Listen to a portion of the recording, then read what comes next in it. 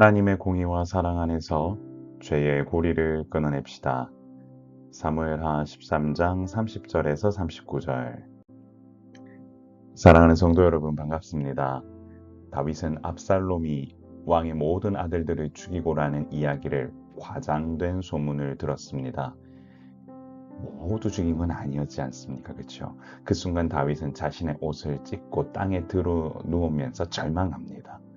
이는 다윗 가문에 들이온 불안과 죄의 심판에 대한 공포가 얼마나 크게 달했는지를 보여주는 대목입니다.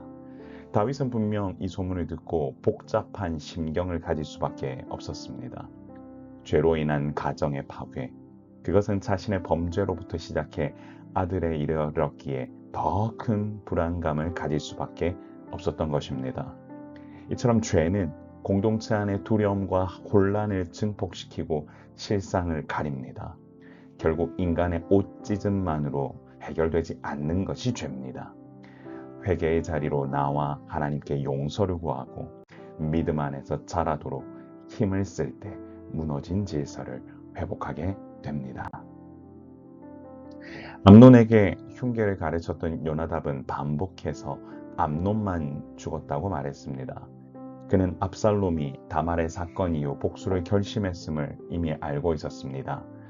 그러나 요나답의 이 같은 통찰력이 죄의 범함을 막지는 못했습니다. 오히려 죄의 범함에 대해 부추기는 모습으로 나아갔고 하나님의 주권을 신뢰하고 죄의 확산에 막는 모습을 보여주지는 못했습니다. 이처럼 하나님의 주권적인 섭리를 아는 성도는 단순히 상황을 분석하는 자로만 살아서는 아니 됩니다. 죄의 확산을 막고 하나님의 공의를 온전히 세워가는 모습으로 주어진 책임을 다하는 파수꾼으로 삶을 살아야 합니다. 도망쳐 돌아온 왕자들이 왕과 함께 심히 통곡합니다. 죽음의 공포에서 벗어났으나 형제 간에 일어난 살육의 결과는 처참하고 비참했습니다. 요나답은 그 상황 속에서도 암논만 죽었음을 강조하는 분석적인 발언을 합니다. 요즘 같으면 티 같은 그런 모습들이 강하게 드러나는 거죠.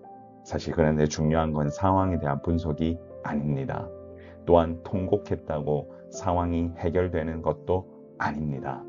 지금 필요한 것은 무엇입니까?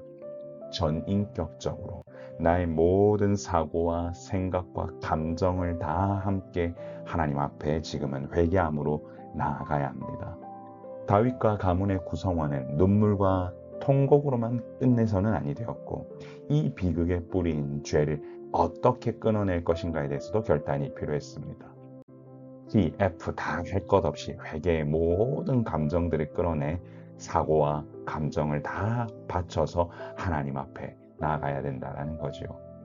이처럼 성도는 감정적인 슬픔을 넘어 하나님의 법 안에서 공의로운 해결책을 구해야 할 인간적 책임을 기억해야 합니다. 진정한 회개는 회복을 위한 유일한 길이라는 사실 잊지 마시길 바랍니다. 압살롬은 외가인 그슬로 도망해 3년을 머물렀습니다. 다윗은 죽은 암논에 대해서 위로를 얻고 이제 살아있는 압살롬에 대해 그리움에 빠졌습니다.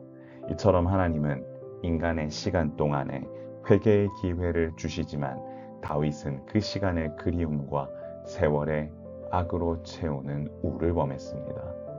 죄에 대한 정당한 심판 없이 그저 시간만 흘려보냈다고 모든 것이 해결되지는 않지요. 죄에 대한 고백과 용서의 과정이 있을 때 하나님 앞에서 더 큰 비극을 막고 회복되는 관계로 나아갈 수 있다라는 사실을 잊지 말아야 합니다. 하나님의 주권을 경외하는 자는 슬픔의 시간을 갱신의 시간으로 전환해야 할 책임이 있다라는 사실 기억하시길 바랍니다. 사랑하는 성도 여러분, 하나님의 공의와 사랑 안에서 죄의 고리를 끊어냅시다. 다윗 가문은 암논의 죽음과 압살롬의 도피라는 비극의 시간을 흘려보냈습니다.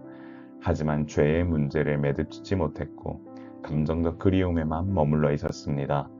때로는 시간이 흐르면 해결된다라는 말을 많이 하기도 합니다만 사랑하는 성도 여러분, 문제의 본질을 매듭짓지 못한 상황에서 감정적 회복만으로 모든 상황이 정상화되지는 않습니다. 결국 진정한 회복은 하나님의 공의와 사랑이 삶의 자리 가운데 온전히 자리 잡기를 바라는 마음으로부터 시작됩니다. 내 안에 남아있는 죄의 고리를 끊고 오직 하나님의 주권적 통치가 온전히 일어나기를 바라는 마음으로 살 때 하나님 주시는 참된 회복을 누리게 된다는 사실 잊지 마시길 바랍니다. 여러분, 한 영혼이 살고 한 가문이 살기 위해 죄의 고리를 끊어내는 결단은 반드시 필요합니다.